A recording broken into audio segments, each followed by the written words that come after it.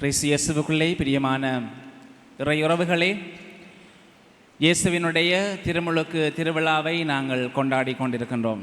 அனைவருக்கும் புது வருட வாழ்த்துக்கள். என்னென்னு சொன்னால் இன்றைய விட்டால் இனி புது வருடம் சொல்லலாது. என்னென்னு சொன்னால் நாங்கள் பொது காலத்துக்குள்ளே காலடி எடுத்து வைத்து விட்டோம். எனவே உங்களுடைய புது வருட கொண்டாட்டங்கள் எல்லாம் போன ஞாயிற்றுக்கிழமையே முடிச்சிருக்கணும். சில பேருக்கு கவலை, வருஷ பிறப்பு வியாழக்கிழமை வந்தபடியா, உடனே ஞாயிற்றுக்கிழமை வந்தபடியா கொண்டாடி முடியலை. இதோடு உங்களுடைய கொண்டாட்டங்கள் அனைத்தும் இனிதே நிறைவேறிட்டது. அன்பானவர்களே, கிறிஸ்து இயேசுவினுடைய திருமுழுக்கு யாருக்கெல்லாம் உங்களுடைய பிறந்த நாள் ஞாபகம் இல்லை? யாருக்கு உங்களுடைய பிறந்த நாள் ஞாபகம் இல்லை? கையெழுத்துங்க பார்ப்போம். எல்லாருக்கும் உங்களுடைய பிறந்த நாள் ஞாபகம் இருக்கின்றது. சின்னாக்களுக்கு ஞாபகம் இல்லை. அம்மாக்கள் சொல்லிக் கொடுங்க, அப்போ வளர வளர அவங்களுக்கு தெரியும். யாருக்காவது உங்களுடைய திருமுழுக்கு பெற்ற ஞானம் பெற்ற நாள் ஞாபகம் இருக்கிற ஆக்கள் கையெழுத்துங்க பார்ப்போம். கையை விடுங்க. வாழ்த்துக்கள். ஏனென்று சொன்னால், நாங்கள் இந்த உலகுக்கு ஒவ்வொருவரும் பாவிகளாக பிறக்கின்றோம். சென்ம பாவத்தினுடைய பிள்ளைகளாக நாங்கள் பிறக்கின்றோம். எனவே அந்த பிறப்பு அழிவினுடைய பிறப்பாக இருக்கின்றது. எனவே எங்கள் எல்லாருக்கும் எந்த அழிவை நாங்கள் இந்த உலகத்துக்கு கொண்டு வந்தோமோ, எந்த பாவத்தோடு நாங்கள் பிறந்தோமோ, அது எல்லாருக்கும் ஞாபகமாக இருக்கின்றது. அதைத்தான் ஒவ்வொரு வருடமும் நாங்கள் வெகு விமர்சையாக எங்களுடைய பிறந்த நாளாக கொண்டாடுகின்றோம். ஆனால் பாவிகளாக பிறந்த நாங்கள், சென்ம பாவத்துக்குள்ளே பிறந்த நாங்கள், இந்த உலகத்தினுடைய பிள்ளைகளாக பிறந்த நாங்கள் ஞானஸ்நானம் என்கின்ற திருவருட்சாதனத்தின் மூலமாக கடவுளினுடைய பிள்ளைகளாக மாறுகின்றோம். எங்களுடைய சென்ம பாவத்திலே இருந்து நாங்கள் விடுதலை பெற்றவர்களாக மாறுகின்றோம். இறைவனுக்கு ஏற்ற பிள்ளைகளாக மாறுகின்றோம். தூய்மையுடையவர்களாக மாறுகின்றோம். திருச்சபையிலே ஒரு பங்காளிகளாக, ஒரு அங்கத்தவர்களாக மாறுகின்றோம். எனவேதான் எங்களுடைய பிறந்த நாள்களை விட எங்களுடைய திருமுழுக்கு என்கின்ற திருவருட்சாதனத்தை பெறுகின்ற நாள்கள் மிகவும் முக்கியமான நாளாகவும் ஆசீர்வாதம் நிறைந்த நாளாகவும், சில பேருக்கு திருமுழுக்கு பிள்ளைகளுக்கு கொடுக்கறது எதற்காக என்று சொன்னால், இந்த இருக்கிற பெரிய ஸ்கூல் வழியை ஞானஸ்நான சர்டிஃபிகேட்டை கொண்டு போனால் தான் அவங்களுக்கு தெரியும் இந்த பிள்ளைகள் கத்தோலிக்க பிள்ளைகள் என்று. நிறைய பேர் அதுக்காக வேண்டி தான் ஞானஸ்நானம் கொடுக்குறாங்க. இந்த பிள்ளை பிறந்த உடனே கொடுக்க மாட்டாங்க. இந்த மொண்டோசரி ப்ரீ ஸ்கூலுக்கு போகிற நேரத்திலாம் ஃபாதர் கேட்பாங்க, ஃபாதர் எங்களோட பிள்ளைக்கு இன்னும் ஞானஸ்நானம் கொடுக்கல. ஏதோ ஃபாதர்கிட்ட பிள்ளை மாதிரி தான் சொல்லுவாங்க. எங்களோட பிள்ளைக்கு இன்னும் ஞானஸ்நானம் கொடுக்கலன்னு சொல்லும் பொழுதே ஃபாதருக்கு வழங்கணும். பிள்ளையை எங்கேயோ கொண்டு போய் ஒரு பெரிய ஸ்கூலில் சேர்க்க போகிறாங்க. அங்கே ரெக்டர் கேட்டிருப்பார், கத்தோலிக்க பிள்ளைகள் என்று சொன்னால் உங்களுக்கு ஒரு பகுதி இருக்குது, நிச்சயமாக நீங்கள் சேர்த்துக்கொள்ளலாம். எனவே தான் நாங்கள் எதற்காக பிள்ளைகளை ஞானஸ்நானம் கொடுக்கின்றோம் என்பதை சரியாக தெரிந்திருக்க வேண்டும்.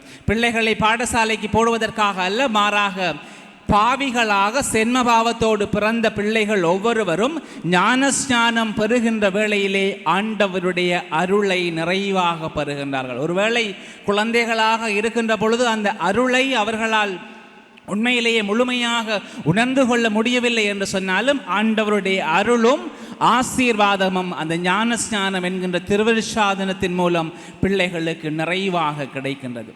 அன்பானவர்களை, கிறிஸ்து இயேசு 30 வருடத்திற்கு கிட்ட தனது பெற்றோரோடு வாழ்ந்து வந்தவராக இருக்கின்றார். அவருக்கு தெரியும், நான் கடவுளுடைய மகனாக இருக்கின்றேன், எனது பிறப்பு ஒரு விசேடமான பிறப்பாக இருக்கின்றது, மக்களுக்கு மீட்பினை கொடுப்பதற்காக பிறந்தவனாக இருக்கின்றேன் என்பது தெளிவாக தெரிந்தும் தனது பணியை ஆரம்பிக்கவில்லை. மாறாக தனது பெற்றோருக்கு கீழ்ப்படிவுள்ள மாணவனாக, பெற்றோருக்கு கீழ்ப்படிவுள்ள மகனாக, பெற்றோருக்கு கீழ்ப்படிவுள்ள பிள்ளையாக வாழ்ந்தவராக இருக்கின்றார்.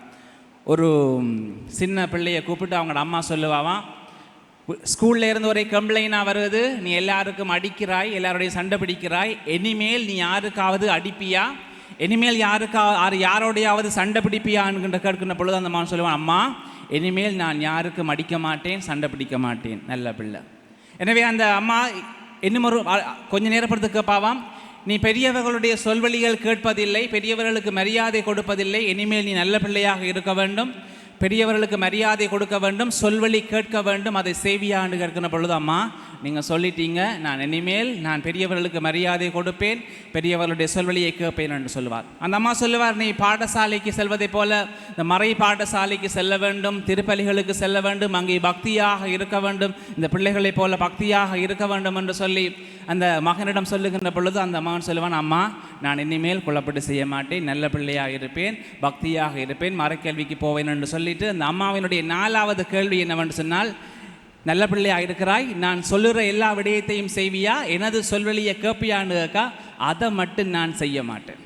முதல் எல்லாத்துக்கும் ஓமன்று சொன்னவன் கடைசியாக உங்களுடைய சொல்வழியை மட்டும் நான் கேட்க மாட்டேன் என்று சொல்லுகிறான். கிறிஸ்துவுக்குள்ளே பிரியமான இறை உறவுகளே, இந்த உலகத்துக்குள்ளே நிறைய பேர் அப்படியான பிள்ளைகளாக நாங்கள் வாழ்ந்து கொண்டிருக்கின்றோம். சிறியவர்கள் முதல் பெரியவர்கள் வரை பெற்றோருக்கு மரியாதை கொடுக்காமல், பெற்றோர்களுடைய சொல்வழி கேட்காமல், பெற்றோருக்கு சொல்லுகின்ற விடயங்களை செவிமடுக்காமல் எங்களுக்கு எல்லாம் தெரிந்தவர்களாக நாங்கள் வாழ ஆரம்பித்திருக்கின்றோம். கிறிஸ்து 30 வருடம் தனது பெற்றோருக்கு கீழ்ப்படிவுள்ள மகனாக வாழ்ந்தார். ஞானத்தையும் அறிவையும் தனது பெற்றோரிடம் பெற்றவராக இருந்தார். தனது பெற்றோருக்கு ஆற்ற வேண்டிய கடமைகளை செய்தவராக இருந்தார்.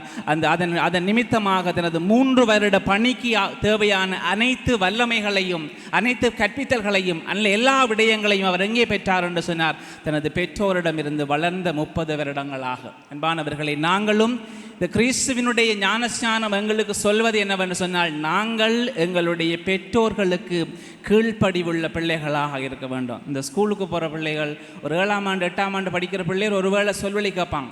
இந்த 11ஆம் ஆண்டு படிக்கிற வேளையில் பிள்ளைகளுக்கு கொஞ்சம் வரும், இந்த ட்ரௌசர் போகிற வலிக்கிட்டுருவாங்க, அம்மா மேலே கொஞ்சம் வளர்ந்துடுவாங்க.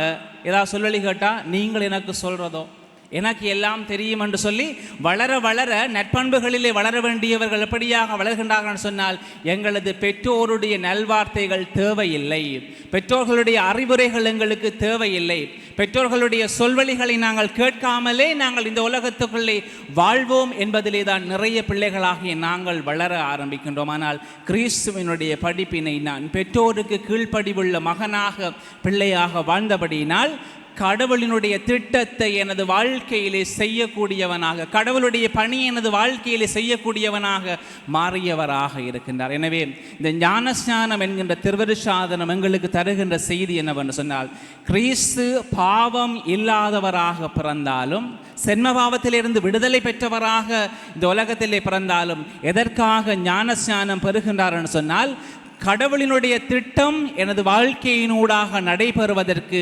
கடவுள் அதை ஏற்றுக்கொள்ள வேண்டும், கடவுள் அதை முழுமையாக வெளிப்படுத்த வேண்டும், கடவுளுடைய ஆசீர்வாதம் நிறைவாக கிடைக்க வேண்டும் என்பதற்காகவே தான் கிறிஸ்து இயேசு இன்றைய நாளிலே திருமுழுக்கு என்கின்ற திருவருட்சாதனத்தை பெறுகின்றார்.